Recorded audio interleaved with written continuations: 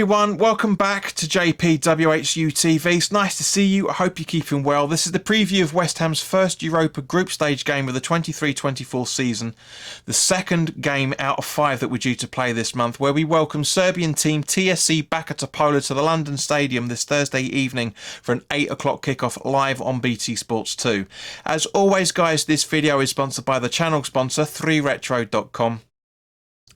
Please click the link in the description below that will take you directly through to the West Ham section of their website, where you can purchase some really nice retro gear, guys, as you can see from the icon that's up here, along with track jackets, polo shirts, sweatshirts and t-shirts, so go check those out. Any purchases you make through the link in the description below, the commission that the channel would normally be getting, as I always say, I'll be sending on to the charity Iron Supporting Food Banks.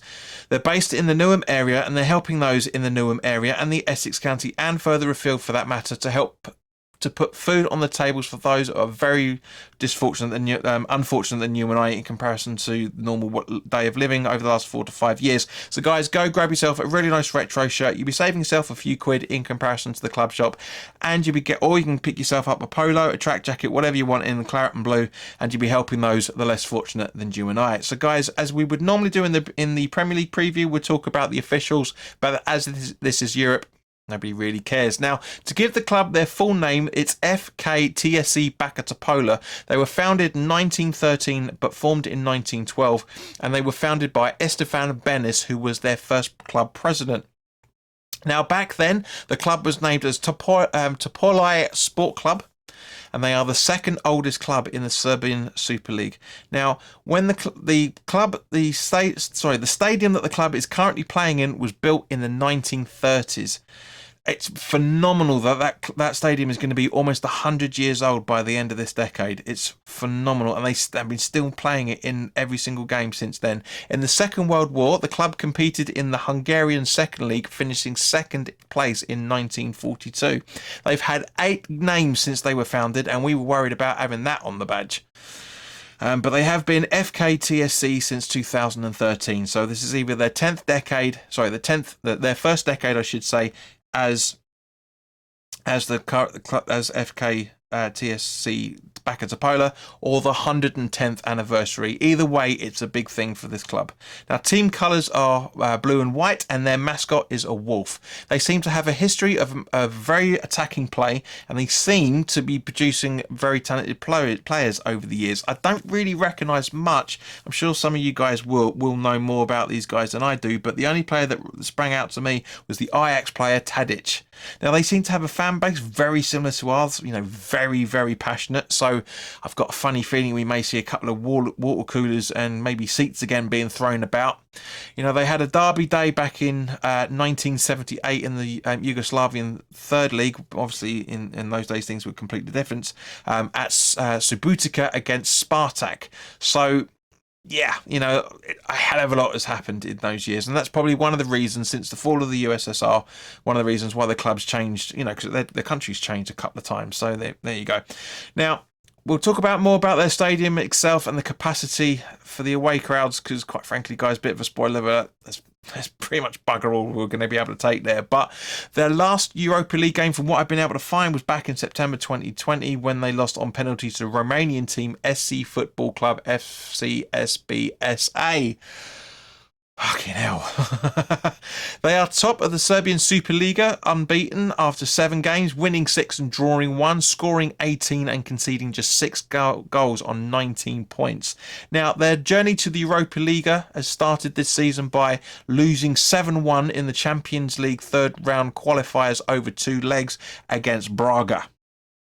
So I think this is one of the reasons why people think this is the easier game out of the lot, because we know about Freiburg and we know about Olympiacos, but nobody really knows that much about this team. I mean, it was really, really difficult to find information about this team as a result of it. But from looking at the details I have been able to find, their highest goal scorer, which I definitely think we need to be looking out for, is Dakovac with 3 goals so far, followed very closely by right winger Jonovic with 2 goals and 2 assists, and he is the highest assister alongside Rakonjevic with 2 assists as well, and two goals and 2 assists if I remember correctly, and Setavljic, I think you pronounce that, with 2 assists as well. Now their manager Laztek has a go-to formation of either 3-4-3 or 3-5-2, but has also used a 5-4-1 diamond and also a 4-3-3 in recent games as well. So yeah, I think this is going to be quite an entertaining one. I think, obviously, as I say, loads of people are looking forward to this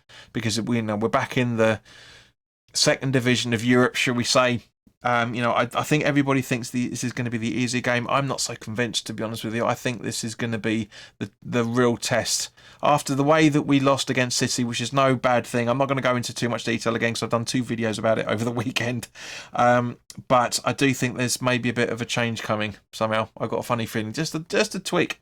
Now, turning to West Ham, it was confirmed earlier this week that Mikel Antonio has signed a 1-year extension on his contract with an option to renew for a second as well. So taking him to the summer of 2026, which, if I remember correctly, do my maths, he's probably going to be around about his retirement age. So it'd be great for us to have him retire with us. I think Ogbon is going to try and do probably the same within the next 18 months or 2 years. You never know. We have to see from there.